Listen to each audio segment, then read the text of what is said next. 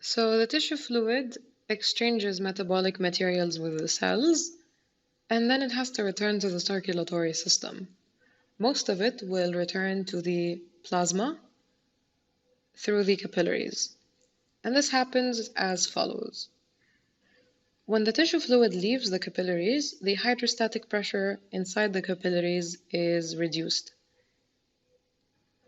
So now the blood is going from the arterial end of the capillaries, so the beginning of the capillaries close to the arterioles, through the capillary network towards the venule end.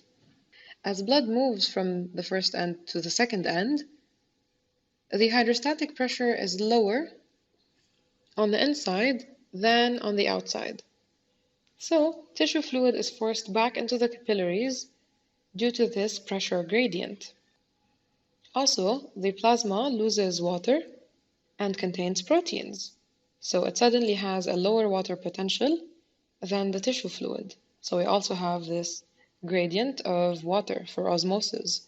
So water leaves the tissue down the water potential gradient and enters into the capillaries. So this is how tissue fluid returns to the circulatory system.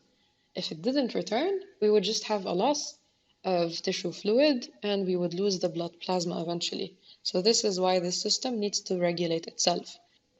When it returns, it has lost most of its oxygen and its nutrients because they diffused into the tissues, and it has gained carbon dioxide and waste, also due to diffusion.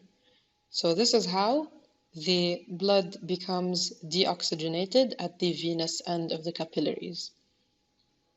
An important note is that not all tissue fluid returns into the capillaries. There is a remainder, and this remainder will go back through the lymphatic system. The lymphatic system will then take it back into the bloodstream through ducts.